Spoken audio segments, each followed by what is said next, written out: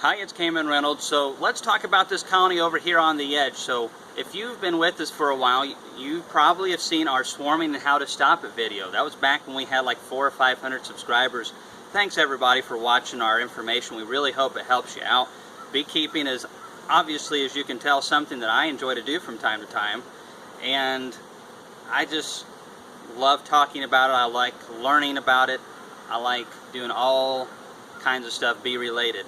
So if you hang around, you're going to see a lot more shenanigans and beekeeping, and you'll be seeing things change because as we grow, we're making different decisions and tweaking and fine-tuning. So thanks everybody again for getting onto our channel, and hopefully it'll help you out. Check that out over there real quick. See all those bees going in and out of that entrance? That's just orientation flights right there. That's all that is. Those bees are just learning how to fly and find themselves back to their original colony. But this one right here is really important. So I'm going to leave a link right up here where you can watch the swarming and how to stop it and how we stop this colony from swarming. It's smaller now because, for one, we have pulled brood from it 2 different times, once in the video, and then we've pulled 2 frames of brood, which we have written on the lid. That's one thing we've been doing, is using duct tape up here, writing information, and it tells us what all we've done to it recently. Of course, we don't keep information from like a year ago. That's what notebooks are for. So we pulled brood twice from this colony. It's still really strong. It has an excluder, the bottom. It has that box right there and these 2 boxes up here. Now these 2 boxes is what we harvested our honey from. After we prevented this colony from swarming, we produced 2 deep boxes of honey, which is, you know, around 8 to 9 gallons of honey. So yes, I love it. We got to feed that Jimmy boy of mine because it's like honey for every meal. Not quite, but if he was allowed to, it would be. We have honey and peanut butter sandwiches around here, FYI, and this is not peanut butter. We're fixing to feed it a patty. So we do have a little pollen coming in, which is kind of unusual for us this time of the year. We'll throw that on here in a minute. But it's still not translating to really good looking brood without the patties.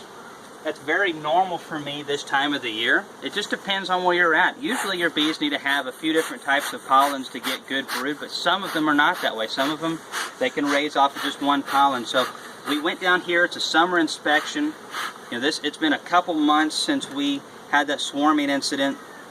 The queen's been kept below with this excluder, which is so nice because we know where all of our brood is. We know where the queen's at if we need to replace her. We're checking all of our colonies periodically, about every other week, just to see how, you know, if they're brooding and everything right. And a lot of times, if you're feeding patties, you can tell how well they're doing just based off of how they're consuming the patty. A colony like this, when it's all condensed down as a very strong double deep, should be consuming a good pound of patty in a 5-day period, no problem. Alright, so here's a good sign to me. That's a pretty good frame of brood.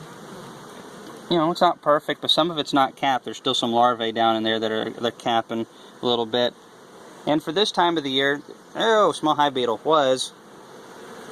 And they've got more good brood over here. They have brood on that frame, brood on this frame. I checked this frame, there's brood on this side of that frame. That's really good. Now this right here is just a queen cup. If you ever see those, don't worry about them. This one's dry. They always keep some of those in there. We got some bee bread over in here. It's very sour tasting. But this is what they will consume to create worker jelly and royal jelly. There's a little bit of a difference. Look at those bees go at it. They're not going to waste that. It is sour. Now, again, big colonies like this, they produced extra pollen in our prime springtime. And so they are much easier to keep strong than our splits that we make, because those splits don't have as much bee bread. That bee bread is very important. I think it's one of the most underrated things in beekeeping. People don't talk about that. So we've got hatching out brood here. We're just going to throw this back in. I've seen all I need to see. The queen is laying a lot. They're doing well. They've been consuming their patties. I don't see any signs of diseases. Now, some people ask why I shake so often. The queen's not on this frame. And so that can be a little bit of a tight squeeze with the burr comb. So if I shake these off, it's just going to make it a lot easier for me to slide this down in there without crushing a bee.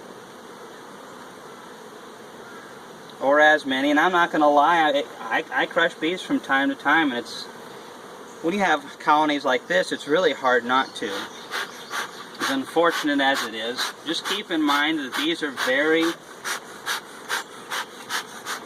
brutal to each other. And it's not that we're trying to be brutal to our bees, far from it, but death does happen. Spiders, dragonflies, bees kill bees, all kinds of things. It's kind of the natural order.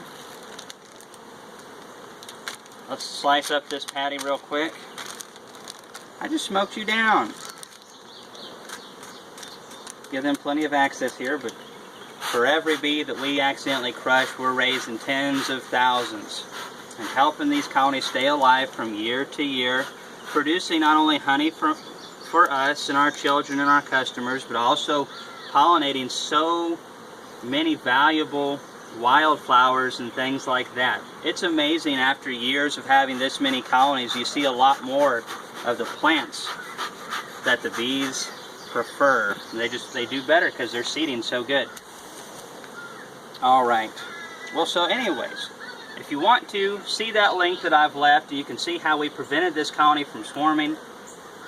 In Tennessee, you legally have to put your honey supers on. You can't just extract your honey supers and then just stick them out and let the bees forage them out. You have to stick them back onto a colony and let them clean them up that way. So that's what these are on here for. And we've been feeding this colony after we extracted, just to keep them growing big, so we can make another split off of this colony. And we've been beefing other colonies up and making mating nukes. So this is just part of some of our day-to-day stuff. I know it might be a little bit boring, but it's a lot of times these little details, and you know, the hard time of the year when you're sweating your rear end off and all that kind of stuff, that's when it really makes a difference. We want these colonies in good shape, and we've also been treating this colony. We've done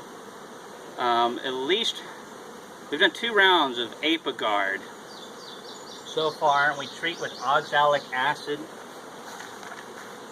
as well. We'll be showing a lot more about treating in the future. It's a huge part of successful beekeeping.